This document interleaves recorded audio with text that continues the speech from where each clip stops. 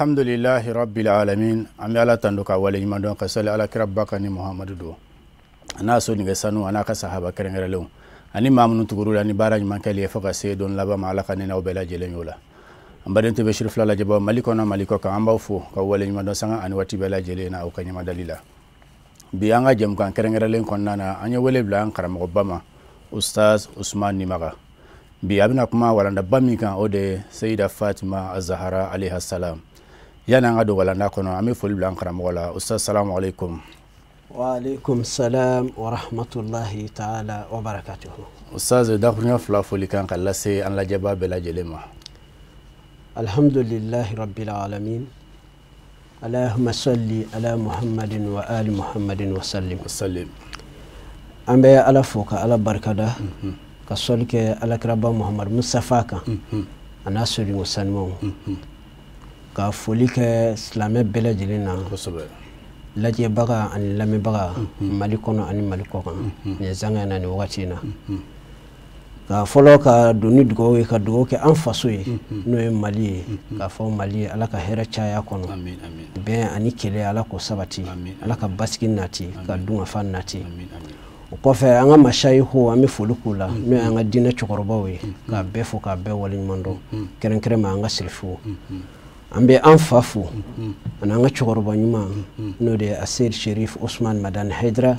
ale min kɛra nin bɛɛ sababu ɲuman ye k'an karamɔgɔ fo Sherif Ahmad Tijani Haidara a n'a dɔgɔninw n'a balimamusow a n'a ka kalandenw bɛɛ lajɛlen k'an ka wuduhu ɲɛmɔgɔ fo n'o ye minnu bɛ an ɲɛmɔgɔya la karamɔgɔya sira kan Mali kɔnɔ Alhaji Alfa Diallo ani Muhammad Lamin Cham k'u n'u ka jɛɲɔgɔn bɛɛ lajɛlen fo ka wuru fo inshallah. Ustaz Nimaga kɔrɔfɔ daminɛ an y'a jira k'a fɔ an bɛna kuma walanda min kan bi o de ye Fatima Zahra alayha salam. Ɲininkali fɔlɔ min bɛ ka k'i la Ustaz o de ye Fatima Zahra alayha salam ale yɛrɛ ye jɔn ye? Alhamdulillahi rabbil alamin. Ustaz an b'i fo k'i waleɲuman dɔn. I da sera musoba min ma n'o ye Fatimatu Zahra a ka walanda fɛrɛlen don mais yani an ka don walanda kɔnɔ fɛn bɛɛ ye sababu de ye an bɛɛ ye sababu ɲuman dɔ de sababu o ye an fa n'an ka cɛkɔrɔba Aseyid Sherif Usman Madani Haidara mais mɔgɔ o mɔgɔ ni i ye fanga sɔrɔ baara dɔ la fo mɔgɔ dɔ de ka sɔrɔ k'i dɛmɛ k'i kɔkɔrɔma don surtout i ka sokɔnɔmɔgɔw n'olu y'i dɛmɛ i t'a sɔrɔ i bɛ sankɔrɔta mais Ala k'an kisi n'olu ko k'u b'u bolo bɔ baara kɔrɔ dekun dɔ bɛ y'a la an fa Ala y'a garizigɛ diya kosɛbɛ Ala y'a laja lajali de don Ala bolo a kɛrɛfɛ mɔgɔ bɛɛ kɛra dɛmɛbaga ye surtout an baw k'a daminɛ an bala Tanti Jara ka se Tanti Fatumata ma ka se Tanti Aisha ma ka se Tanti Alima ma nka bi mɔgɔ min bɛ ka nin baara in yɛrɛ kɔkɔrɔma don kosɛbɛ o ye an ba ɲuman ye an ka musokɔrɔba ɲuman n'o ye Tanti Fatumata Tarawele an bɛ ale ka sababu de kɔnɔ ale ka bonya kɔnɔ an b'a fɔ a bɛ wulikajɔ minnu an ɲɛ b'a la wa anw minnu y'a denw ye k'a jira la n'a y'a kɛrɛfɛ kuma o kuma an b'a kɛrɛfɛ an b'a dɛmɛ baara in na Fatimatu Zahra ni y'ale fɔ a dɔnnen don ale a fa de ye alakiraba Muhammad Mustafa kisi ni nɛɛma b'a ma n'o ye Muhammad bin Abdullah a ba ye Khadijatul Kubra ye a furucɛ ye Imam Ali ye wala a dɔnna Fatumata yɛrɛ bɛ dɔn n'a yɛrɛ de ye mais mɔgɔ i bɛna sababu minnu fɛ tuma caman f'olu ka fɔ i la o b'i ka halalaya ko fɔ voilà Fatumatu ne yɛrɛ kɔni ye titre min di ɲina 2024 Fatima Zahra anniversaire ma n yɛrɛ fɛ o de ye Fatimatu Zahra darsul insaniya fi risalatil islamiyya Fatimatu Az-Zahra darsul insaniya adamadenya yɛrɛ walanda ta yɔrɔ de ye Fatimatu Allahu akbar adamadenya ka walasa diɲɛ ka dilan mɔgɔw ka se ka balo hɛrɛ la mɔgɔ si kana dɔ tɔɲɔ ka ɲɛnɛmaya yɛrɛ dilan kamanagan fɛn bɛ ɲɛnɛmaya la ni mɔgɔ ye Fatimatu Zahra dɔn dɔrɔn leçon bɛ ban ye donc wa mu'jizatu rabbaniya bayna warasatul mursalin wa Fatimata yɛrɛ fɛnɛ ye kabako di ka bɔ Ala yɛrɛ ka Alaya kɔnɔ kiradenw na parce que titre bɛ ɲɔgɔn ye kira ye maabaw ye olu ɲɔgɔnna tɛ yen nabi ɲumanw bɛ dɔw kan maa ɲumanbaw bɛ dɔw kan mais olu fana denw na sɛgɛsɛgɛli fana bɛ yen ɲɔgɔn dan c'est-à-dire musabaga dɔ fana kan ka k'olu ni ɲɔgɔn cɛ voilà donc Fatumata fana de tɔw dan ka kɛ kabako mɔgɔ ye u cɛ la munna parce que hakiliw ma se min ma Ala y'o k'ale o ye jumɛn ye ka musoba dɔ kɛ ka kiraba dɔ tiɲɛ ta ka bɛn ni tile bɛɛ ye ka bɛn ni wagati bɛɛ fi kulli zamani wa bɛɛ k'a di Fatumatu Zahara ma kiraw la o kɛra ale de ye o kɛra Fatumata de o de y'a kabako yɔrɔ ye hali o de la Fatumata ko n'i b'a ɲini i b'a ɲini hakili de kɔnɔ et puis nɔrɔ de b'a ye quoi tuma dɔ la i b'a ɲini kitabuw kɔnɔ t'a ye mais i bɛ Fatumata ye hakili de kɔnɔ a jɔyɔrɔ in i b'a dɔn Oustaz fɛn dɔ bɛ yen ɲɛnamaya kɔnɔ surtout kiraya ye bonya dɔ ye n'Ala y'a cadeau d'i ma mɔgɔ si tɛ fɛ a ka bɔ a ka so siga t'a la Nabila Ibrahima y'a ta fɔ a da la da ni da a ko Ala n bɛ fɛ i ka nin to yen c'est kana taa ni nin yɔrɔ si bilen Ala ko a ma Ibrahima bon a tɛ se mais i sɔnna mais kangari da i somɔgɔw ye n'o sɔnna a bɛ to yen a tora yen bon kira o kira a bɛɛ mais Ala ye caman jɛ nin na k'a di kira ma sallallahu alaihi wasallam Shuaibu ninnu dɛsɛra Shuaibu den bɛɛ tun ye musoman ye mais Shuaibu walasa ka se k'a ka fɛn tiɲɛ sɔrɔ Musa bɔra fo Égypte de ka na a dira a ma bon n'u fana tora o gɛlɛya kelen de la mɔgɔw n'u den ka to yɔrɔ tuma min na n'a ko ko n den don mɔgɔw bolo ko den kanu don o kɔ tɛ o parce que a ɲɛ kun b'a la n'ale tɛ yen jɔnni de bɛna ale ka fɛn a taa kɔfɛ voilà jɔrɔlen n'o de ye a ye i b'a la nin sa tɔla don ni cogo in na bon Ala m'o ka kira la o de la Fatumata ye kabako yɛrɛ ye mɔgɔw cɛla kiradenw cɛla champion yɛrɛ de don o Fatumata a ka ɲɛnɛmaya bɛɛ kɛra hafilatan bil khair wal barakat Fatumata ka ɲɛnɛmaya k'a daminɛ a bangeni na fo ka taa se a ka fatuli ma a ka alamasɔrɔ ma wallahi a bɛɛ kɛra Fatumata ka seconde kelen ma tɛmɛ nin dugukolo in sanfɛ ko a ma hɛrɛ dɔ se dugukolo ma o de ka gɛlɛn ɲɛnɛmaya kɔnɔ mɔgɔ min bɛ se ka mɔgɔw nafa a ka ɲɛnɛmaya kɔnɔ a ma mɔgɔ tɔɔrɔ parce que kodɔnna dɔ de ko ten ko n'i ma se ka mɔgɔ nafa kana tɔɔrɔ mais Fatumata ta ma ko ye dɛ ale ye mɔgɔw de nafa a ma mɔgɔ tɔɔrɔ Fatumata ka lahaza kelen ma tɛmɛ dugukolo sanfɛ wallahi fo mɔgɔw ye hɛrɛ sɔrɔ a la wal barakat a ka ɲɛnɛmaya bɛɛ fara ni barika de ye o sa n'i ye fɛn fɛn sɔrɔ hɛrɛ la sɔrɔla nafolo la dɔnni na ni fɛn dɔ bɛ yen n'o y'a jɛ a tɛ t'u bolo barika n tila k'a ka barika yɔrɔ f'i ye o la n ko Fatumata bɛ dɔn ni hakili de ye papiye tɛ quoi a ka ɲɛnɛmaya wa kanat qudwatan wa uswatan linnisa wa Fatumata o sa min diyara n ye o de la an bɛ tan Fatumata fo nin baara in na parce que ni mɔgɔw ka Fatumata dɔn dɔrɔn ni musow y'a dɔn dɔrɔn wajulu banna donc ko Fatumata kan ka kɛ muso bɛɛ ka image a filɛ dɔrɔn Fatumata filɛ dɔrɔn a lajɛ dɔrɔn i bɛ n'i yɛrɛ y'a kɔnɔ quoi parce que n'i y'a sɔrɔ ko bonya don diɲɛ bɛɛ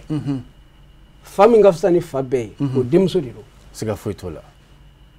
et puis mɔgɔw ma fɛn dɔ faamu mɔgɔw da tɛ se yɔrɔ dɔ ma Fatumata ko la diɲɛ bɛɛ cɛɲa na muso si tɛ yen k'i bɛ Fatumata bɔ Allahu akbar wallahi o de la a dala la Zahara diɲɛ kɔnɔ muso si tɛ yen adamadenya yɛrɛ dancogo la awɔ k'i ye Fatumata sɔrɔ Allahu akbar Ala ye koba caman k'a ye voilà koba caman kɛra ye mais a y'o titiri bɛɛ to a yɛrɛ la ka se ka a ɲɛkun tilenna in lajɛ ka fa ka sira in lajɛ ka Ala ka sira lajɛ k'a ka bonya a ka karama a ka cɛɲa a ka dawula k'a bɛɛ bila a fa ka minɛn kɔnɔ fa ka minɛn kira ka minɛn tɛ dɔwɛrɛ Ala ka minɛn kɔnɔ kosɛbɛ kɛ voilà wa kanat al fatatu al misal Fatumata ka c'est-à-dire i n'a fɔ ka sɔrɔ a ma furu kuma in fɔ cogo bamanankan la ni voilà ka sɔrɔ a ma furu fɔlɔ yɔrɔ o ye denmisɛnninya kɔnɔ muso caman bi perdu ye kosɛbɛ surtout muso yɛrɛ wuli sangani n'a y'a cɛ ka ɲi mɔgɔw ɲɛ b'a la o caman mago bɛ se mais Fatumata m'a yɛrɛ marasa n'o ye fiyewu donc muso denmisɛnnin minnu ma furu an denmuso a n'an balimamuso minnu ma furu u k'a dɔn cɛɲɛ in ani giri in c'est-à-dire wala say kasika cenya tono bo fiki baskiri Allahu akbar wa Fatima tala donc wa zawjatul misal abole ko fe o hukumu konona na anana do furu hukumu konona parce que yelema étape par étape ko soba la tarkabuna tabaqan an tabaqin voilà kasara mafuru o yadama vide awo o yadama hayatu de mais mogo do bi ko do ke kasara mafuru mais na furu la abi ko reke donc Fatima ta kasara mafuru akunkay a furu le fene furu muso kanga Zahara laje aka furu mena tukola Allahu akbar wala nda ferale no ko soba donc wal mar'atul misal donc ni o bebo ka be fara nyuma ijma'an muso bayere gundo de c'est-à-dire Fatima ta de kera folo Allahu akbar o de la diɲɛ karamɔgɔ ba bɛ bɛn'a kan diɲɛ lalumuba bɛ bɛn'a kan diɲɛ kodɔnna bɛ bɛn'a kan ko Fatimatu Zahara sayyidatu nisa al-alamin ko cogodi alal itlaq ka fɔ ko Zahara min filɛ nin Mustafa denmuso in kosɛbɛ kɛ Aliyu furumuso in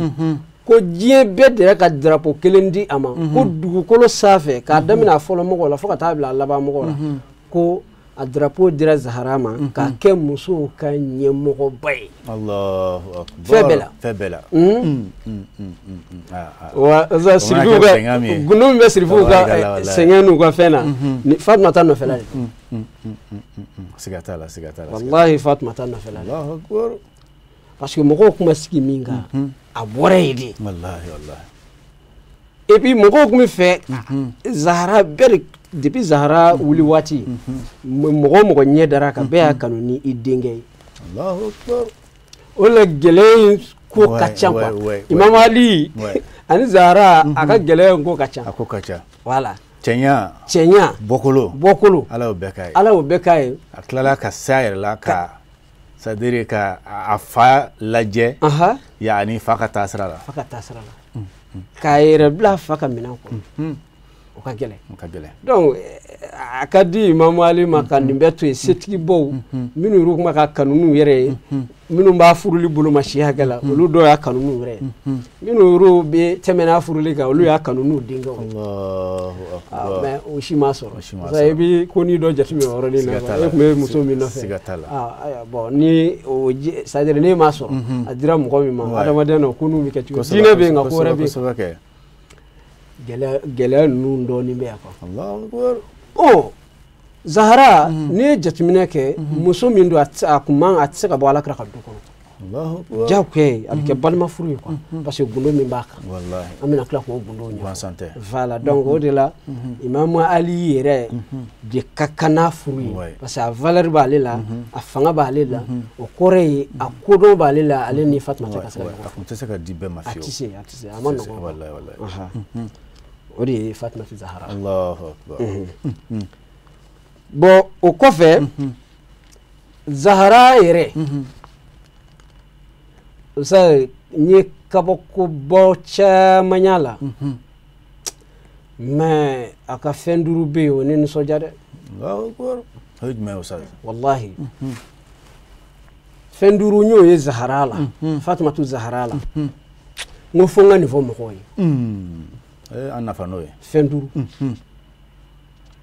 a duuru in kelen o kelen ni muso o muso hakili tora a la wallahi i ka diɲɛ bɛ dilan i ka lahara bɛ dilan problème fɛn b'an kan o fɛn duuru in dan yan don a fɔlɔ-fɔlɔ Zahara kun ye zatu diini ye o kɔrɔ ye diinɛ ni danbe o tangalen kun don a fɛ o sɛbɛn a mago bɛ nabi kosɛbɛ wallahi bɛɛ mago bɛ na parce que n'a fɔra a diin tɛ dɔwɛrɛ ye o mɔgɔ yɛrɛ ka danaya la i ka hakilila la i bɛ sara fɛn min kan o de ye diinu ye donc Fatimatu Zahara diinɛtigi don danbetigi don a ka ɲɛnamaya bɛɛ kɔnɔ donc ni muso ye diinɛ dɔn ka danbe dɔn a banna o kosɛbɛ kɛ i bɛ taa sɔrɔ fɛn caman bɛ yen n'a kan ko o sɔrɔ hali n'o sɔrɔ sira man ɲi a b'o to yen danbe kama a b'a fɔ hali ni ye wari jira a la a b'a fɔ nin wari in ka di ne ni mais ne fa ye karisa ye o danbe kama ne bɛ ban nin na n bɛ n fa ka sira ta o la kodɔnnaw ko wasoko yɛrɛ tɛ cɛɲɛ ye mɔgɔ danjugu cɛɲɛ i man ka waso ne kan o ne cɛ ka ɲi wa ko wasoko tɛ n fa danbe ye k'a fɔ ko ne fa ye alimami ye wala ne fa ye kira ye tiɲɛ don mɔgɔ a bɛ se k'i tɛmɛ mɔgɔ tɔ la mais i man ka waso n'a ye ko wasoko de ye i yɛrɛ jogo ye parce que ko jogo ɲumanya e yɛrɛ de b'o kɛ quoi cɛɲɛ ye ala ka kɛ ye a b'o di maa ma min ka d'a ye danbe fana ka bɔ maa dɔ la a b'o di maa ma min ka d'a ye a ye Fatumata fɔ kira la an bɛɛ ka ɲini fɛn de kun y'o ye an k'a sɔrɔ mais an m'a sɔrɔ a Sherif Usman Madani Haidara bɔra kira la a m'a ɲini mais anw bɛɛ a ka d'an bɛɛ kun ka kɛ o si ye mais sɔn de don mais ko o si tɛ wasoko ye wasoko de ye e yɛrɛ sera ka mun kɛ i jogo ɲuman na i bɛ se ka taa ni min ye mɔgɔ tigɛ bɛ kɔrɔta ni o de ye a filanan ale aqlu ko cogo di kodɔn hakilitigiya Ustaz wallahi différence min bɛ adamadenya ani baganya cɛ o ye hakili de ye Fatumatu Zahara ye hakili sɔrɔ Allahu akbar diɲɛ kodɔnna foyi mana savana kodɔnnana kekuya la k'i ka kodɔn f'a ka taa sɔrɔ i ka kodɔn bɛ bila Fatumatu Zahara ta a ye hakili sɔrɔ ni muso ye nin faamu parce que hakili de bɛ fɛn dilan kosɛbɛ o la Fatumatu a ye fɛn bɛɛ dilan ni hakili fiɲɛmaya la fiɲɛmaya fa la n'o tɛ ni kun y'a kɛ maa dɔ ye ɲɛ m'a sɔrɔ fiɲɛ sɔrɔla la anw kuma da kun bɛ gɛlɛya kosɛbɛ a sabanan ɛlɛ amana n ye jogo min ye Fatumatu Zahara la k'o diyara n ye kosɛbɛ k'o lakali muso tɔw k'o ladege o de ye danaya ye danaya ale amana danaya zai danaya ka gɛlɛn sai da sira kuma ba de ma wallahi danaya ka gɛlɛn dɛ e yɛrɛ y'a ɲuman an da sira kuma ba de ma amana danaya ka gɛlɛn mais danayaw poids bɛ ɲɔgɔn ye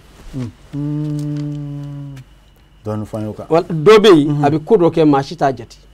o ye tiɲɛ dɔ bɛ yen o bɛ ko dɔ kɛ u ka dugu dama de bɛ bɔ a kalama mais dɔ bɛ yen o bɛ ko dɔ kɛ diɲɛ bɛɛ de bɛ wuli k'i da jɔ a la donc o tigi c'est à dire i kɛra mɔgɔ o mɔgɔ ye e k'i yɛrɛ lajɛ i k'i ka danaya hakɛ tanga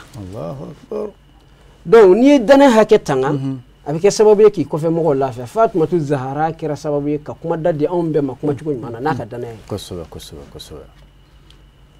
Ustaz fɛn fɛn ti a cɛ ye fɛn fɛn t'a cɛ yɛrɛ bolo ta ye Fatumata ɲɛ ma bɔ maa si bolo ta fɛ n'a cɛ Aliyu bolo ta tɛ n'Aliyu ye min d'a ma a sɔnna wa ni Aliyu y'a bila yɔrɔ min a bɛ yen de wa hijabu i n'a fɔ farikolo yɛrɛ sutura muso si tun tɛ Fatumatu Zahara bɔ a la parce que muso yɛrɛ ka danaya taamasiyɛn fɔlɔ ye a ka sutura yɛrɛ sutura de n'i ye muso o muso ye ko tuma caman a farikolo yɔrɔ dɔw bɔli ka d'a ye a yɛrɛ b'a kalama o bɔlen don a bɛ danaya manque ko fɔ a la dɔɔni sinon n'a suturalen don o de bɛ danaya dafa Fatumatu Zahara ne y'a ka kuma nɔ dɔ ye a ko yɔrɔ a ka banni waati a ye kuma minnu fɔ a cɛ ye olu yɔrɔ ka jan mais a ko hali ale c'est à dire hali n'ale fatura a bɛ da banayari min kɔnɔ ko k'a bɛɛ biri ni birifini ye o ye danaya ye o sutura ye sutura ɲini kama donc danaya mɔgɔ don a naaninan alihaya ko cogo di alihaya maloya Ustaz nin ye kumabaw ye Zahara tun bɛ maloya wallahi Zahara tun bɛ maloya a ye sahabaw ka tariku lajɛ sahaba si tɛ a munafiki fara a maa sɛbɛ kan k'i bɛ se k'a fɔ ko ne ye fɛn dɔ ye Fatumata la don dɔ la ko min bɛ ɲugun na kira ka du kɔnɔ a ma kɛ a tɛ yen nin bana bi dɛ a bɛ maloya a bɛ maloya ni Fatumata bɛ taama a bɛ taama ni maloya ye ni Fatumata bɛ kuma a bɛ kuma ni maloya ye wa maloya de ye muso yɛrɛ valeur ye maloya o de ye muso valeur ye Fatumata tun bɛ maloya a duurunan o de Zahara ta'at zawjiha a furu cɛ labato kun b'a la kosɛbɛ. Allahu akbar. Ustaz o faamuyara. Wala Ustaz teliya baara ye waati lako ye. Waati lako. Teliya la dakurunya 2 Seyda Fatima a ka dɔgɔdenya a n'a ka cɛ labato kan. Alhamdulillah Ustaz an b'a daminɛ dɔgɔdenya na fɔlɔ parce que muso bɛ bɔ fa de fɛ yen fɔlɔ ka sɔrɔ ka taa cɛ fɛ yen. Allahu akbar. Donc a bɛ fɔlɔ bangebaa minnu na n'i y'a mɛn dukadenya kɔrɔ mɔgɔ dugawu tɛ dɔwɛrɛ mɔgɔ min ye a fa sago kɛ k'a ba sago kɛ o nisɔndiyalen n'u ko k'u ye dugawu k'a ye o de ye dugawuden ye. Donc dugawudenya kɔfɛ barikadenya de bɛ na. Allahu akbar. I yɛrɛ ye min kɛ. Voilà i yɛrɛ ye min kɛ dugawu min bɛ k'i ye o barika de bɛ don. Fatumata tun ye dugawuden ye. Allahu akbar. Munna n b'a ka yɔrɔ kelen ta i komi waati koronnen don. O yɔrɔ min tora ne kɔnɔ kosɛbɛ o ye Fatumata furu waati ye. A furu waati a y'a sɔrɔ cɛw bɛ girin na bɛɛ bɛ fɛ k'a sɔrɔ mais kira ye Fatumata wele ka don so kɔnɔ a ko Zahara ma a ko n den a ko i fa bɛna hakilila dɔ da yiri la ne ni e an bɛ ɲɔgɔn faamuya ko caman na mais nin ko in bɛ e yɛrɛ kun kan kira n'a Fatumata ka cogo bɛɛ o sa hali kira kun tɛ taa kɛlɛyɔrɔ la n'a ni Fatumata ma ɲɔgɔn ye wallahi kira ma taa kɛlɛsi la ka taa sɔrɔ Fatumata bɛ yen f'a ka Fatumata de ye fɔlɔ a b'a wele a b'a fɔ n den an bɛna taa nin yɔrɔ in na n tɛgɛ filɛ dugawu kɛ tellement que a dalen don a la kosɛbɛ a ko n den i sera furu ye ɔ i ka furu ko kumaw bɛ sen na cɛw cayara i ɲinibaaw cayara i ma kɛ den ye min gwalala nka nin kuma ka ɲi ne ne yɛrɛ cɛ n b'i ɲininka n den di forcer parce que furu ye si ni si de ye kanu ani diyaɲe ani ɲɔgɔn labato de b'a kɔnɔ donc n den cɛw kɔni ka ca mais ne yɛrɛ y'a ɲini Ala fɛ n ko Ala ka e di cɛ ma cɛw fana na ne Muhamadu fana kɔfɛ cɛw fana na min ka fisa ni cɛ tɔw ye diinɛ la ani danbe la. Allahu akbar. cɛ min galan bɛ ka kodɔn ka tɛmɛ cɛ tɔw kan cɛ min ja ka gɛlɛn ka tɛmɛ cɛ tɔw kan cɛ min ye fonisiri ye ka tɛmɛ cɛ tɔw kan cɛ min bɛ kodɔn ka tɛmɛ cɛ tɔw kan n kɔni y'o ɲini Ala fɛ nka n den i k'a dɔn ne ka nin Ala wele in bɛ jaabi nana kɛ min ye o kɛra i kɔrɔkɛ de ye yani Imam Ali o kɛra Imam Ali de ye yani parce que kira bɛ Ali sɔrɔ a dɔgɔkɛya la donc o kɛra i binakɛ de ye mais furu bɛ daga ni ɲɔgɔn cɛ o kɛra Ali de ye Imam Ali bin Abi Talib a ko nka n bɛ kelen f'i ye fɔlɔ a kana k'i ɲɛna ko ne yɛrɛ y'a bɔ n yɛrɛ la fɔlɔ n ko ne y'a ɲini Ala fɛ Ala ye Aliyu jira n na tiɲɛ yɛrɛ la ne yɛrɛ tun bɛ fɛ k'o de fɔ nka Ala ye Aliyu de jira n na ko e de ka kan ni Aliyu ye mais n yɛrɛ m'a fɔ Aliyu ye fɔlɔ dɛ parce que tuma dɔw la n'i y'o fɔ a bɛ n'a fɔ i taara i denmuso su a la o jaja o y'a sɔrɔ Aliyu yɛrɛ ɲɛ b'a la mɔgɔw bɛ girin na Aliyu yɛrɛ fana tiɲɛ yɛrɛ la ŋaniya fana b'a yɛrɛ kɔnɔ nka a bɛ maloya a maloyalen don parce que bonya tun bɛ ninnu ka du kɔnɔ don dɔ la Aliyu ye Alakira yɛrɛ wele a ko furu waatiw sera n'i y'a sɔrɔ Fatumata Zahara ka ko bɛ cogo min ne kɔni y'a kanu n yɛrɛ k'a fɔ Alakira ko k'a y'a mɛn o de kɔfɛ confirmation dilen kira ma k'a fɔ k'a ka Fatumata di Ali ma a sɔrɔla ka segin nin kuma ye i b'a dɔn Fatumata ka jaabi kɛra min ye kitabutigiw ye min sɛbɛn ko atraqat ra'saha ila al-ardi haya'an Allahu akbar ko cogo di o Fatumata ma se k'i ɲɛ jɔ a fa Mustafa la o kuma in fɔlen Allahu akbar ala bonya tun bɛ tan de wallahi hali fɔlɔ la n'i mago tun bɛ fɛn dɔ la i fa bolo i tun bɛ maa de caman mais fa yɛrɛ de y'ale wele parce que nin sokɔnɔ kuma ye ko in ka bon kojugu n'a ye maa o maa ci nin ko in na ko in ti ɲa donc fa ye a fɔ denmuso ye o y'a sɔrɔ denmuso Fatumata bɛ k'a fa ɲɛda a y'i kun suli Mustafa ko ko Zahara k'a kɛra cogo di ama kuma ko kan nin ko to Allahu akbar ora ni be hati sadira na fala kira kulo ko bana ka sona Allahu akbar kaga dade na ka kushuli ko inga dai tabarikalla aya o yaka dode aya wasani maka aya o yankori aya kuma kunce kuma ani dugo ka ni baro man bayin kunce ni ala sona ka shiudi baro to be ko fe sai kuma kunce kuma na an be ala de fu ka ala wali mondo ka ala barkada ala mi sona ka an kle ni an fa kle be asir sharif Usman Madan Haidara ka an ka no fe tugu bagay karamo e here be kan an fle bunya o bunya kono dawla feven kono karama feven kono karamo godo wala ni kuma kunje kuma be ne bulu ni ba be di karamo ko ma nga sewerati onyi aka kalandium dugo de sebani ka an fanyi na nga choro banya alsa ala ka men ko amin ya rabbi anti siga fi dui garanti ba ka dui ntiche na ma nga dugo fara ka dugo ka sherifu amba no tan Fatma tay abi financement min ken ko la hakli tigi nyebala awar ko bayu me ka jewari ko ka do sirifu kungola amba dele ala fe ala ka ke barka ye ka do duina amin ani dimbaye amin ya rabbi o de ne ka kuma ni ala sonama masha Allah shukran in baraji Allah ulama fa rabbana atina fi dunya hasana wa fil akhirati hasana wa qina adhaban nar rabbana la tuzigh qulubana ba'da idh hadaytana wa hab lana min ladunka rahmatan innaka antal wahhab amin ya salli subhana rabbika rabbil izzati amma yasifun wa salamun alal mursalin alhamdulillahi rabbil alamin wala mbare te bashir flala jaba maliko na maliko ka amba fu ko kura ka wali nyimando ni kunya nan karamo e ustaz Usman Nimaga abo misabula islamiyya de meto ansaru wajulika labado akume ka ma wala da ba min kan bi ode sayyida Fatima az-Zahra alayha salam amba fa lil hadisi baqiya in kana lil umur baqiya inshallah assalamu alaikum wa rahmatullahi ta'ala wa barakatuh wa alaikum assalam wa rahmatullahi